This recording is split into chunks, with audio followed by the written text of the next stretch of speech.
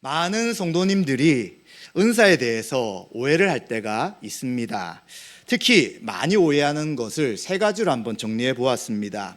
첫 번째는 은사라고 할 때 예수님을 믿기 전에 자신이 가지고 있는 어떤 특성이 또 나타난다, 이렇게 생각하는 분들이 있습니다. 은사는 우리가 예수님 믿기 전에 있었던 개인이 잘했던 것이 결코 아닙니다. 왜냐하면 은사는 성령님께서 교회의 몸인 우리 지체에게 주신 선물이기 때문에 이것은 본성적인 것이 결코 아닌 것입니다. 예수 그리스도를 믿는 믿음 이후에 우리에게 주어진 선물이 바로 은사다라고 말할 수 있습니다. 두 번째 오해는 신앙이 좋은 사람만이 은사를 받는다라고 생각하는 경우가 있습니다. 은사는 그리스도의 몸인 교회를 세우기 위한 것이기 때문에 결코 소수의 사람만이 은사를 받는 것이 아닙니다. 구원받은 성도는 한 개 이상 반드시 은사를 가지고 있는 것이죠. 그래서 은사는 신앙이 좋은 특별한 사람들만 받는다라고 생각하지 않아야 합니다. 마지막 세 번째는 은사를 받았다면 이것은 무언가 나타나는 것이죠. 그래서 이것은 자신을 위해, 나의 유익을 위해 주신 것이다 라고 생각합니다. 그런데 성경은 은사를 주신 목적은 다른 지체를 섬기며 교회의 유익을 위해 주셨다라고 말씀하고 있습니다. 이러한 오해를 일반 지금 있는 교회들만 한 것이 아니라 성경에 나타나는 고린도 교회도 은사에 대한 많은 오해가 있었습니다. 그래서 사도 바울은 12장부터 14장에 걸쳐서 은사 문제를 다루고 있는 것이죠. 고린도 성도들이 바르게 은사를 이해하고 그리고 그 은사를 사용할 수 있도록 이제 여러 장에 걸쳐서 은사에 대한 부분을 이야기해 줍니다. 왜냐하면 은사를 바르게 이해해야지 은사를 통해 교회를 섬길 수 있기 때문입니다. 그래서 이번 주부터 몇 주에 걸쳐 은사가 무엇인지 하나씩 살펴보며 은사를 바르게 알고 은사를 사용함을 통해 우리 교회가 더욱더 온전해지는 은혜가 있으시기를 소망합니다. 먼저 우리가 4절부터 13절에 보시면 왜 은사를 주셨는가, 또 누가 은사를 주셨는가 하는 것들을 말씀해 주고 있습니다. 4절과 7절에 은사를 주신 분이 누구신지를 분명히 말씀하고 있습니다. 은사는 여러 가지가 나타납니다. 그런데 은사를 주신 분은 한 분, 성령님이다 라고 말하고 있습니다. 그래서 은사란 것은 성령님을 통해 성도에게 주신 선물이다 라고 말하고 있습니다. 그래서 이 은사라는 단어는 하나님의 능력을 나타내는 그 단어를 가지고 이제 이 능력이 나타나는 그러한 것이 선물이다 라는 의미로 은사란 단어를 사용하고 있습니다. 조금 더 자세하게 생각해 본다면 우리가 예수 그리스도를 믿게 될 때 우리 가운데 성령님이 임재하십니다. 예수 그리스도가 부활하시고 승천하심을 통하여 이제 그 하나님의 모든 풍성한 것을 예수님이 가지고 계시죠. 그런데 이 가지고 계신 것을 바로 우리 지체들, 교회에게 주셨다고 말할 수 있습니다. 그런데 주실 때 어떻게 전달되게 되냐면 우리 안에 내주하시는 성령님을 통해 한 사람 한 사람에게 은사가 전달된다고 말할 수 있습니다. 그럼 이 은사를 최종적으로 볼 때는 삼일체 하나님이 주시는 것이고요, 삼일체 하나님이 하나님의 뜻에 따라 각자에게 은사를 주신다라고 말할 수 있는 것입니다. 그렇다면 은사를 주신 목적은 무엇일까요? 우리가 살펴보는 고린도전서 12장에도 은사가 9가지가 나타납니다. 그런데 성경에는 은사가 9가지만 있는 것이 아니라 에베소서와 그리고 또 로마서에도 다양한 은사를 이야기해 주고 있습니다. 다양한 그리고 여러 가지의 은사를 주시는데 은사를 주신 이유는 바로 성령님을 모시고 있는 성도들에게 하나님의 뜻을 드러내고 유익하도록 하기 위해 주셨다라고 말씀하고 있습니다. 그래서 6절과 7절에 보시면 성령님이 모든 사람에게 은사해 주신 목적이 유익하기 위함이다 라고 말하고 있는 것이죠. 그런데 여기서 유익하게 한다고 할 때 주어가 빠져 있죠. 그러니까 은사는 나를 위해 주신 것 아닌가, 내가 신앙생활 잘하고 내가 뭔가 하나님을 의지하며 살아가도록 주신 것이 아닌가라고 생각할 수 있습니다. 그런데 그것도 일부분 많지만 나를 위해 주셨다는 것은 굉장히 작아요. 한 10%, 20% 정도입니다. 왜 은사를 주셨느냐? 교회 공동체에 덕을 세우기 위해 은사를 주셨다라고 말합니다. 서로 섬겨서 교회를 세우고 또 그리스도의 충만이 나타나도록 하는 것이죠. 은사를 누가 주셨다고 처음에 말씀드렸습니까? 예수님이 승리하시고 또 승천하셔서 승천하신 주님이 교회에 은사를 주시는 것이죠. 그러면 예수님이 가지고 계신 은사를 주셨다는 것은 바로 예수님의 몸인 교회가 충만케 되기 원하는 것입니다. 그래서 각자에게 은사를 주시는 것이죠. 이것을 우리가 제대로 이해한다면 내가 받은 은사는 교회 지체를 위한 것이고 교회의 유익을 위해서 은사를 사용해야 되겠구나라는 것을 알게 된다는 것입니다. 그리고 또 은사를 주신 목적이 또 한 가지가 있는데 그것은 바로 성령님을 나타내는 것이다 라고 말하고 있습니다.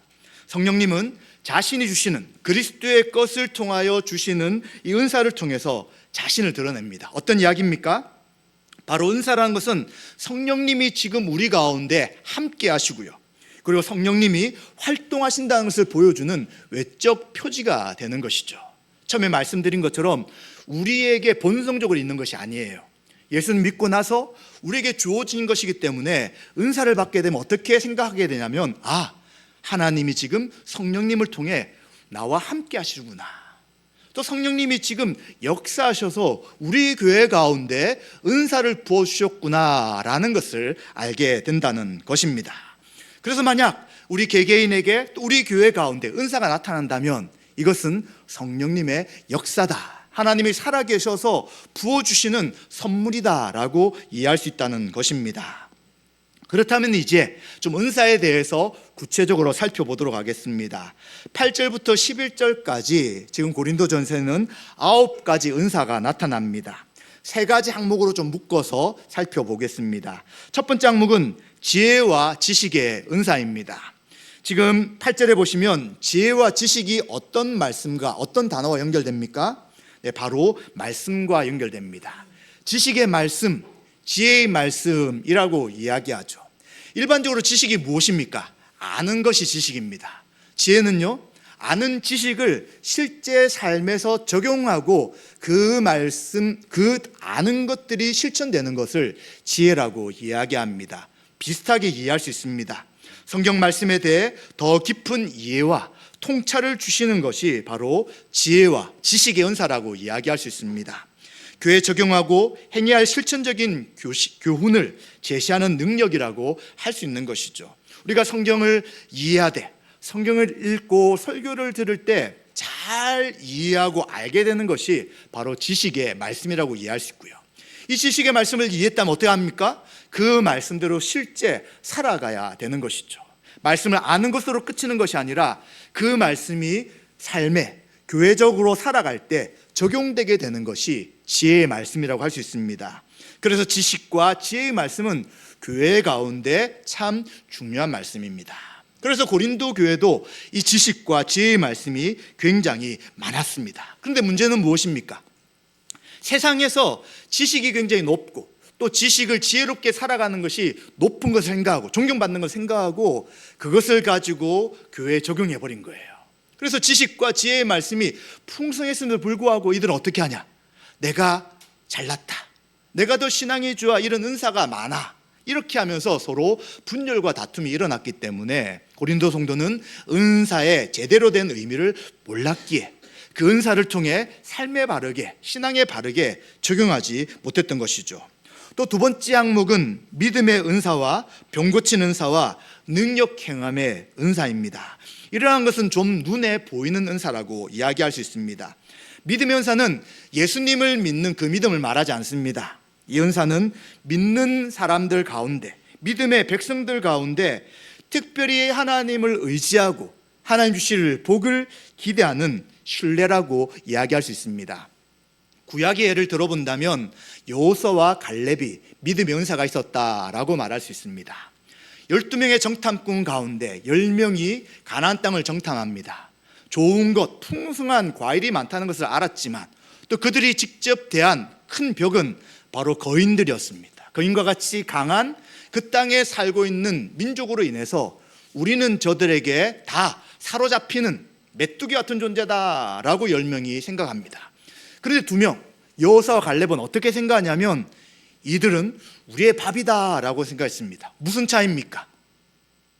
두 사람이 그래, 확신이 강해서 나는 다른 사람보다 긍정적이어서 된 것이 아니라 이들은 무엇을 붙잡았냐면 하나님 말씀을 붙잡은 것이죠.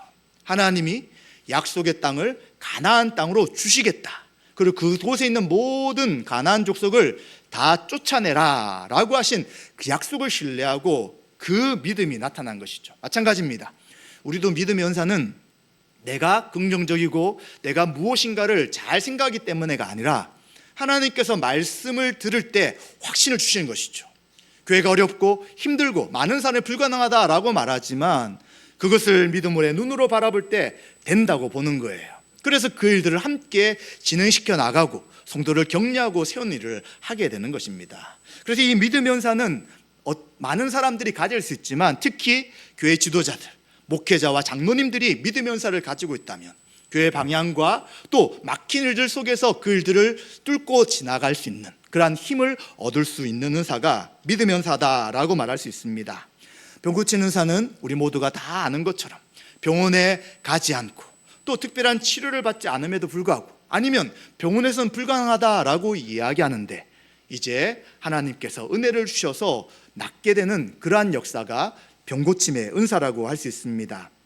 병고침의 은사를 통해서 이제 병든 사람을 위해 기도하거나 안수할 때 치료해 주시는 성령의 은혜가 나타날 때가 있습니다. 그래서 이러한 병고침의 은사가 있다면 그러면 병고침의 은사를 받았기 때문에 무조건 그것만 위해서 기도해야 될까요? 그것은 아니죠. 하나님 일반적으로 우리에게 의술을 허락하여 주셨습니다. 의사와 병원이 있기 때문에 병원에 가고 의사의 진찰을 받으면서 함께 기도할 수 있는 것이죠. 그래도 또 어떤 영역은 하나님이 의사의 손길이 없을 때 치료해 주실 때가 있습니다. 병원에서는 의사는 포기하는 경우가 생기죠. 그런데 하나님의 은혜로 고쳐주시고 회복해 주실 때가 있다는 것입니다. 그래서 이 병고침의 은사는 하나님이 치료해 주시는 은혜다라고 말할 수 있습니다. 그럼 여러분, 특별히 은사만 받은 사람이 병고침을 기도해야 될까요? 또 그것은 아니죠. 우리가 여러분의 자녀나 가족들이 아플 때 어떻게 합니까? 약도 먹고 병원도 가지만 기도하잖아요. 하나님, 우리의 자녀 또 우리의 부모님을 회복시켜 주시고 낫게 해주십시오 라고 기도합니다. 안 나을 수도 있어요. 근데 어쩔 때는 나을 수도 있어요. 그게 누가 결정하시냐면 우리가 결정하는 것이 아니라 하나님이 기도하시는 것입니다. 그런데 혹시 안 낫다고 해서 변화가 없다고 해서 기도 안 하는 게 좋을까요? 아니죠. 기도하는 것이 좋은 것입니다. 하나님 은혜를 구하며 치료 회복을 위해 기도하는 것이 당연한 것이죠.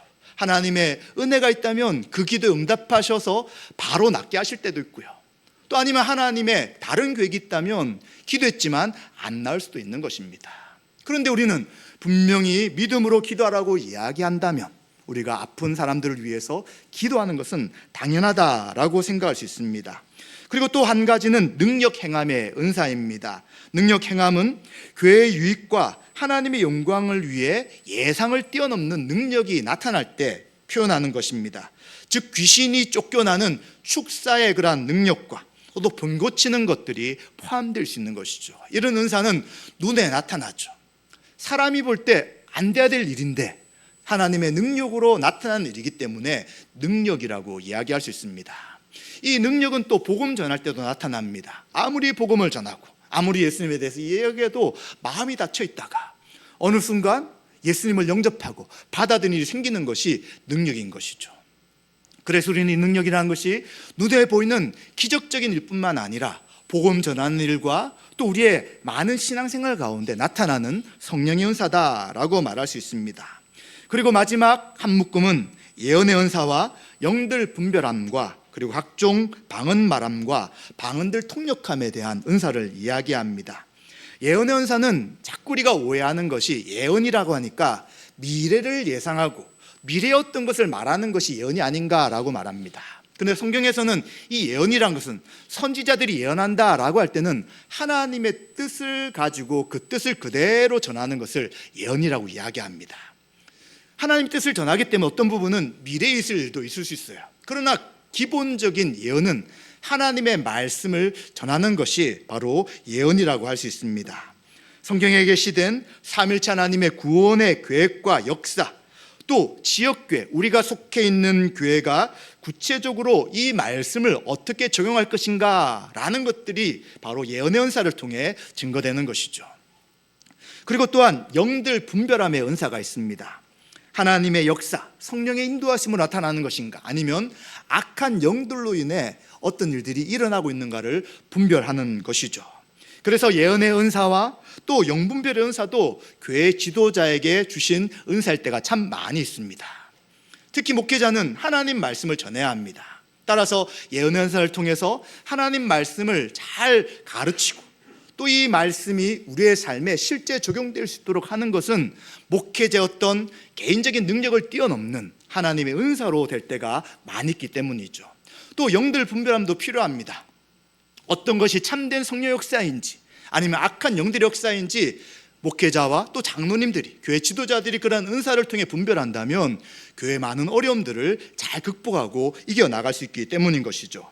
그리고 또 두 가지는 각종 방언과 방언들 통역함입니다. 혹시 방언 은사를 받거나 들으신 분도 있을 것인데, 이 방언은 기도를 하는데, 찬양하는데 알아듣지 못하는 말로 하는 것입니다. 또 어쩔 때는 알아들을 수 있는 말, 중국어로 하거나 또 러시아 말을 하거나 이렇게 할 수도 있지만, 대부분은 알아듣지 못하는 말과 또 알아듣지 못하는 언어로 찬양하는 것을 방언의 은사라고 이야기합니다. 고린도 교회는 이 방언의 은사가 굉장히 많았습니다. 그래서 이 많은 은사를 통해서 예배 시간에 방언으로 기도하고, 또 복음을 전할 때도 방언으로 복음을 전하고, 그리고 찬양할 때도 방언으로 하는 일들이 생겼습니다. 문제는 무엇입니까? 방언의 은사는 알아듣지 못한다는 거예요. 알아듣지 못하니까 지금 대표 기도하는데 방언으로 기도해요. 그럼 사람들이 도대체 무슨 말인지를 모르는 거예요. 그리고 또 각자가 기도하는데 여러 사람이 방언으로 기도합니다. 그러면 처음 믿는 사람이 교회 오면 어떻게 될까요? 야, 여기 뭔가 이상하다, 미친 사람들이 있는 곳이다 라고 오해할 수 있는 일이 생기는 것이죠. 그래서 사도 바울은 방언의 은사를 일부러 제일 아래에 낮춘 것입니다. 여러 가지 은사가 있지만 이 방언도 은사 중에 하나이기 때문에 결코 뛰어나거나 높을 수 없다는 것을 이야기하는 것이죠. 그런데 잘못된 한국교회 어떤 일부분의 사람들이 뭐라고 하냐면, 모든 성도는 다 방언을 해야 된다 말하는 거예요. 방언하지 않으면 구원받지 못한 사람이다 라고 말하는 것은 성경에 없는 잘못된 주장인 것입니다.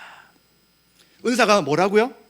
한 사람에게 다 주는 게 아니라 했잖아요. 모든 사람이 똑같은 은사를 받을 수 없습니다. 그러면 방언을 받은 사람도 있고 받지 않는 사람도 있는 것이죠. 그런데 일괄적으로 모든 성도가 다 방언해야 된다는 것은 성경에서 말하는 것이 결코 아닌 것이고요. 그리고 방언의 은사가 결코 높은 것도 아닙니다. 모르는 말로 기도하니까 얼마나 우리가 볼 때 야, 저분 참 대단하다, 신령하다라고 생각할 수 있지만 은사 중에 하나이고요. 사도 바울은 방언의 은사가 있지만 예언하기를 더 구하라 라고 하면서 더 좋은 은사에 대해서 방언보다 예언이라고 이야기합니다. 왜냐하면 예언의 말씀은 깨달은 하나님의 말씀을 가지고 사람들에게 알 수 있도록 말을 하게 되는 것이죠. 하나님이 누구시며 하나님 베푸신 구원이 무엇인지를 분명하게 알아들을 수 있는 언어로 이야기합니다. 그런데 방언은 알아들을 수 없기 때문에 아무리 수천 마디 이야기를 하더라도 그걸 듣는 사람들에게는 유익이 없는 것이죠. 그럼 방언은 필요 없느냐? 그렇지 않죠. 기도할 때 기도를 굉장히 깊이 있게 하게 되는 것이고요. 또 하나님의 은혜를 누리면서 영적으로 강해질 수 있는 것이기 때문에 그것 또한 필요하지만 결코 방언이 다른 은사보다 높거나 또 특별한 사람에게 주시는 것이 아니라는 것을 생각해야 합니다. 그래서 바로 방언과 함께 이어지는 것이 무엇이냐면 방언들 통역함에 대해서 이야기합니다. 어수선하게 질서 없게 아무 방언이나 하는 것이 아니라 한 사람이 방언으로 기도하면 통변 은사를 받은 사람이 그 방언을 통역하라는 것입니다. 그래서 통역함을 통해 이 기도가 바른 기도인지 말씀에 근거한 기도인지 분별하고요. 그리고 순서에 따라 기도함을 통해서 방언으로 기도하는 것이 성령의 은사라는 것을 알 수 있도록 통역의 은사가 있을 때 방언을 하도록 이야기하는 것이죠. 그래서 보통 장로교에서는 방언의 은사가 있을지라도 대표 기도를 하거나 공적인 자리에서는 그렇게 기도하기를 이야기하지 않습니다. 개인적인 시간에 또 사람들이 없을 때 그렇게 하는 것이 좋다라고 이야기하면서 그러한 질서에 대한 이야기들을 하게 되는 것이죠.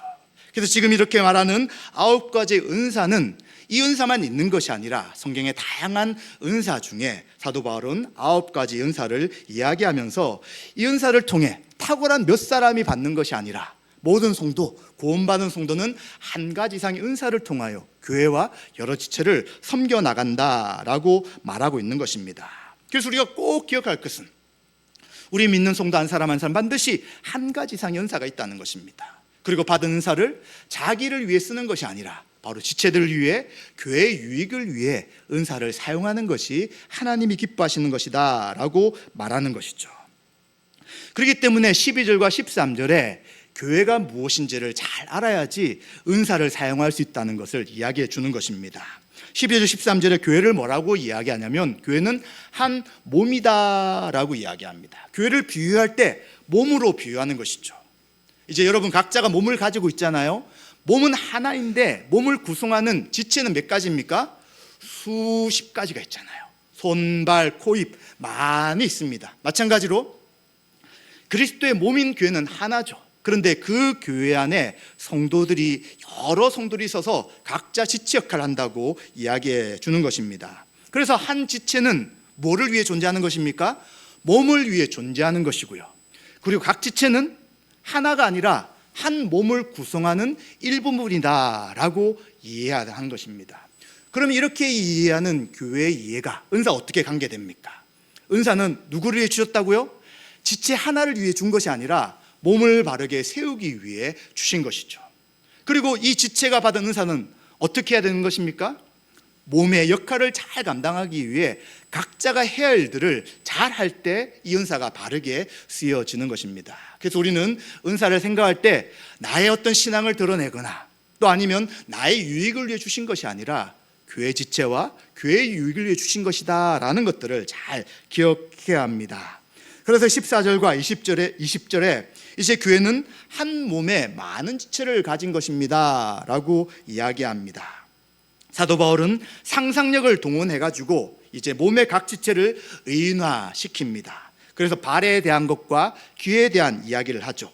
이제 발이 뭐라고 하냐면 나는 손이 아니니까 몸에 붙지 않겠다. 손 같은 역할을 안 하니까 나는 따로 떨어지겠다라고 생각합니다. 또 귀는 뭐라고 하냐면 나는 눈이 아니니까 그냥 나도 몸에 떨어져서 나 마음대로 있겠다라고 말한다면, 또 그렇게 한다면 한번 상상해 보시기 바랍니다. 절대 몸을 구성해 나가고 그 몸이 바르게 세워질 수 없는 것입니다. 왜 이런 이야기를 할까요? 교회 안에 소속감이 부족하거나 또 여러 가지 이유로 나는 저 집사님, 저 성도님, 또 저 장로님 볼 때 너무 부족한 사람이다. 우리 교회에서 나는 필요 없는 존재가 아닌가라고 생각하지 말라는 것을 말하는 것입니다. 교회 안에 지체로를 불러주셨다면 각자 역할이 다 있는 것입니다. 그 역할을 감당하는 지체가 떨어져 나간다면, 분리된다면 그것으로 인해 교회는 큰 어려움을 겪게 되는 것이죠. 그래서 나는 눈인데 발인데 별로 중요하지도 않는데 그냥 누가 내가 교회 오든 안 오든 아무런 상관이 없겠다라고 생각할 것이 아니라 하나님이 주신 지체 한 사람 한 사람, 또 작은 은사라고 눈에 보이지 않는 은사라고 할지라도 반드시 하나님이 교회의 유익을 주신 것이라고 우리는 생각해야 되는 것입니다. 그래서 17절에 뭐라고 이야기하냐면 몸에 하나의 지체만 있으면 그 몸은 제대로 기능할 수 없다라고 이야기하는 것이죠. 몇 사람만 존재한다고 해서 교회가 그 역할을 감당할 수 없습니다. 따라서 스스로 부족하다, 아니면 우리 교회는 내가 없어도 충분하다라는 생각을 하지 않아야 합니다.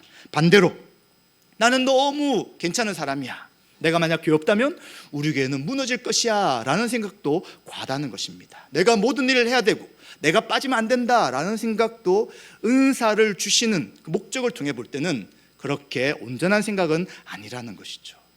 받은 은사를 가지고 각자가 서로 섬기며 세워나가는 것이 하나님의 뜻이다라고 말하는 것입니다. 따라서 하나님께서는 원하시는 대로 지체를 한 몸에 두셨다는 것입니다. 다 원하는 것이 아니라 하나님이 보시기에 우리 교회에 가장 필요하고 적절한 은사를 한 사람에게 하나 이상 주셔서 그 은사로 서로를 섬기며 세우도록 하셨다는 것을 기억해야 되는 것입니다. 그래서 교회 안에서는 우열이 있을 수 없고요, 또 은사에 따라서 나는 저분보다 신앙이 안 좋거나 좋아서 이런 은사를 받았다라는 생각을 결코 하지 않으셔야 합니다. 자, 이렇게 은사에 대한 하나님의 뜻을 이제 듣게 되면 질문이 하나 생길 수 있습니다. 그러면 내가 은사가 있다고 한다면, 또 필요한 은사가 생긴다면 어떻게 해야 되는가? 어떻게 하면 좋을까요? 하나님이 어떤 방식으로 우리에게 은사를 주실까요? 첫 번째는 분명히 기억할 전제는 하나님의 뜻에 따라 은사를 주세요. 그런데 그 은사를 주시는 방식 가운데 두 가지를 생각해 볼 수 있는데, 첫 번째는 사모하는 분들에게 은사를 주시는 것입니다. 예수님 믿을 때 사모하지 않았지만 은사를 받은 것이 생깁니다. 그래서 내가 그전에 이걸 못했는데 예수 믿고 나서 이 일들을 통해 다른 사람을 잘 섬길 수 있구나라는 것들을 알게 되죠. 가령 이런 경우가 있을 수 있습니다. 위로의 은사를 받은 분들은 다른 사람과 대화를 해나갈 때에 그 사람들이 잘 위로받게 됩니다. 특별한 이야기를 하지 않아요. 그냥 들어주거나 공감했는데도 불구하고 참 많은 힘이 되었습니다 라고 말하는 분이 생기죠. 그런데 어떤 분은 아무리 위로해 주려고 하고 또 말씀을 이야기해 주려고 해도 그 이야기가 마치면 더 힘들어하는 사람이 생길 수도 있는 것입니다. 그래서 그것이 무엇이냐? 바로 하나님께서 위로의 은사를 예수 그리스도를 믿을 때 주신 것이다 라고 말할 수 있습니다. 그런데 그렇지 않는 은사가 있다는 거예요. 신앙생활에 나가면서 정말 하나님 앞에 소망하는 것이 생겼습니다. 나 좀 찬양을 통해 하나님께 영광 돌리고 싶어요. 근데 악기도 잘 못 따라요. 목소리도 좋지 않아요. 근데 놀랍게도 하나님 앞에 그것을 위해 소망하며 기도하면 하나님이 그러한 은사를 주실 때가 있습니다. 저도 지금은 노래를 좀 하잖아요. 예전에는 음치여가지고 사춘기 때, 이제 변성기 때 음을 놓쳐가지고 노래를 못 부르게 되었습니다. 그런데 좀 찬양도 잘하고 싶고 악기도 다루고 싶은데 이제 기도하고 또 소망했을 때 악기도 뭐 정확하게 다룬 것은 아니지만 기타도 조금 칠 수 있고 그리고 목소리도 다시 회복이 되었습니다. 그래서 하나님 정말 이 일을 통해서 교회를 높이고 하나님께 영광 돌리고 싶습니다 라는 소망을 한다면 하나님이 기도하는 자, 사모하는 자에게 은사를 주십니다. 그래서 고린도전서에도 더 큰 은사를 사모하라, 신령한 은사를 사모하라 라고 이야기하지 그냥 은사 필요 없어 안 받아도 돼요 라고 하는 것은 하나님의 뜻이 아니라고 이야기합니다. 두 번째는 이제 어떨 때 은사를 주시냐면 무엇인가 섬기며 교제 가운데, 관계 가운데 있을 때 하나님이 은사를 주실 때가 있습니다. 그냥 혼자 나 뭔가 이 은사가 있어가지고 하나님과 1대1 관계에서 더 신앙이 좋아지고 싶어요 라고 하면 많이 기도해도 안 들으실 때가 참 많아요. 그런데 교회 안에서 서로 관계를 형성시켜요. 또 섬기고 있어요. 그래서 섬기고 관계를 이어나갈 때에 은사가 많이 필요합니다. 왜냐하면 세상의 것을 가지고는 교회 안에서 신앙생활하기가 어렵기 때문이죠. 그때 하나님은 원하지도 않았음에도 불구하고 그 사람을 통해서 다른 사람들을 섬기기 위해 은사를 주실 때가 있어요. 처음에는 그냥 했어요. 그런데 나중에 보니까 다른 사람과 볼 때 다른 분들을 보다는 어떤 열매들이 맺어지는 경우가 있습니다. 섬길 때도 그렇고 또 뭔가 봉사할 때도 그렇고, 그런 것은 무엇이냐면 그냥 나에게 원래부터 있던 것이 아니라 관계와 서로를 섬김 가운데 하나님 주신 은사를 받았다라고 이야기할 수 있는 것입니다. 그래서 다양한 은사가 있고요, 이 은사는 교회를 섬기기에 한 가지 이상 주신 것이기 때문에 그 은사를 사모하며 나간다면 이 은사로 인해 우리 교회가 충만해지고 그 은혜 가운데 설 수 있게 된다는 것입니다. 말씀 마무리하겠습니다. 은사는 예수님을 믿고 성령님의 임재 가운데 하나님이 주신 선물입니다. 선물이기에 한 사람이 한 개 이상의 은사가 있다는 것을 꼭 기억하십시오. 나는 없다라고 생각하지 마십시오. 다른 분과 비교하지 마십시오. 여러분이 주신 은사가 분명히 있고 이제 그 은사를 통해 지체들과 다른 사람을 섬겨 나가야 합니다. 그리고 또 우리가 기억할 것은 은사는 크고 좋거나 작고 나쁜 것이 없다는 것입니다. 모든 은사는 하나님 주신 선물이잖아요. 그러면 다 귀하고 중요한 것입니다. 이 은사를 받았음에 불구하고 에이 이게 무슨 은사야 라고 내버려 두거나 사용하지 않는다면 그 은사가 발휘될 수 없습니다. 그러나 작은 은사라고 생각할지라도 그것을 계속해서 사용하고 그것을 통해서 섬긴다면 이 은사가 더 확장되어 나가고 또 다른 은사를 주신다는 것을 우리는 기억해야 되는 것입니다. 또 우리는 은사를 받았다면 이 은사는 자랑하기 위함이 아닙니다. 고린도 성도처럼 보십시오, 나는 이렇게 많은 방언을 합니다, 나 이렇게 지혜의 말씀 은사가 있습니다 라는 것을 드러내라고 하는 것이 아니라 다른 지체를 위해서 또 교회의 위기에 사용하도록 하는 것이 바로 은사의 의미인 것입니다. 성도 여러분, 지금 어떤 은사가 있으십니까? 분명히 한 가지 이상의 은사가 있을 것입니다. 이제 은사를 그냥 내버려 두지 마시고 교회를 위해, 지체를 위해 은사를 잘 사용하십시오. 그럼 결과가 어떻게 될까요? 그리스도의 선물로 교회 가운데 은사가 주어졌기 때문에 그 선물을 잘 사용한다면 우리 교회가 그리스도의 충만함으로 풍성해지는 거예요. 교회가 더 하나님의 은혜로 하나님 일들을 잘 감당하게 되고요, 서로 사랑으로 더 하나 되게 되고요, 또 교회할 때 감사와 기쁨이 넘치게 되는 것이 바로 은사를 잘 사용할 때 나타나는 그러한 모습이라고 할 수 있는 것입니다. 우리 교회에 속한 모든 성도님들은 주신 은사를 알고 주신 은사를 잘 사용함을 통하여 우리 교회 가운데 풍성한 하나님의 은혜가 날마다 넘쳐나시기를 주님의 이름으로 축원드립니다.